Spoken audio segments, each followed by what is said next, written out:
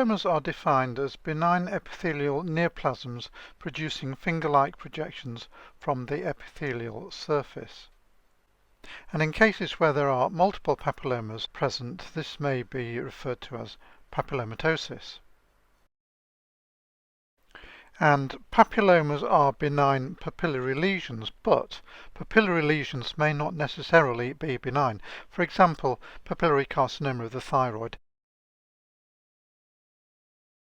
The skin is a particularly common site for papillomas to arise, for example, a squamous cell papilloma. Papillomas may arise from transitional epithelium, for example, an inverted papilloma. Papillomas may also arise from the choroid plexus, and these are known as choroid plexus papillomas. When they arise from the nasal sinuses, these are sinonasal papillomas, and papillomas rising in the breast ducts are intraductal papillomas. So here are a few examples of papillomas. This is an inverted papilloma of the bladder. This is an intraductal papilloma of the breast.